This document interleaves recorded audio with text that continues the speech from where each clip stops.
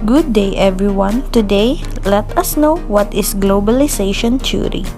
Globalization is a theory whose aims includes the interpretation of current events on the international sphere in terms of development, economic condition, social scenarios, political and cultural influences. Globalization as a theoretical claims underline especially two main increasing trends. Number 1, worldwide active communication systems, and number 2, fluent economic condition, especially high mobility of financial resources and trades.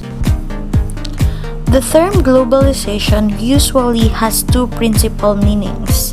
Number 1, as a phenomenon, it implies that a greater independence is happening among different regions and countries in the world in terms of finances, trade, and communications. Second, as a theory, economic development, one of its major assumptions is that a greater level of integration is taking place among different regions of the world, and that this integration is having an important impact on economic growth and social indicators. The main aspects of the theory of globalization can be delineated as follows. To recognize that global communication systems are gaining an increasing importance every day, and through this process, all nations are interacting much more frequently and easily, not only at the governmental level, but also within the citizenry. Even though the main communication systems are operating among the more developed nations, these mechanisms are also spreading in disuse to less developed nations. This fact will increase the possibility that marginal groups in a poor nation can communicate and interact within a global context using the new technology. The modern communication system implies the structural and important modification in social, economic, and cultural patterns of nations. In terms of the economic activities, the new technological advances in communications are becoming more accessible to local and small businesses. This situation is creating a completely new environment for carrying out economic transactions, utilizing productive resources, equipment, trading products, and taking advantage of the virtual monetary mechanisms. The concept of minorities within the particular nation is being affected by these new patterns of communication. Even though these minorities are not completely integrated into the new world system of communications, the powerful business and political elites in each country are part of this interaction around the world. Ultimately, the business and political elite continue decision making in developing communities. Cultural elements will dictate the forms of economic and social structure in each country. These social conditions as a result of the dominant cultural factors within the condition of each nations.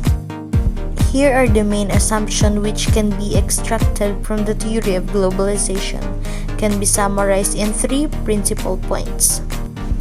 First, cultural factors are the determinant aspect in every society. Second, it is not important under current world conditions to use the nation-state as the unit of analysis, since global communication and international ties are making this category less useful. One is, with more standardization and technological advances, more and more social sectors will be able to connect themselves to groups around the world. This situation will involve the dominant and non-dominant groups from each nation.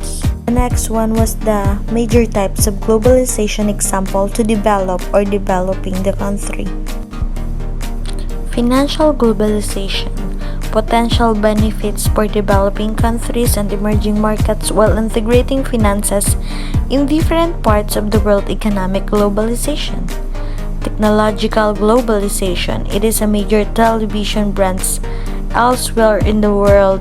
There are also phones made by Samsung, Apple, or other major multinational mobile phones corporations. Political globalization, the creation and existence of United Nations, has been called one of the classic political globalizations. political action of non-governmental organizations and social movements. One of the cultural globalizations, food consumption is an important aspect of culture, and most societies around the world have diets that are unique to them. But food cultural globalization has been promoted by giants fast foods like McDonald's. Sociological globalization, sharing of ideas and information between the through different countries.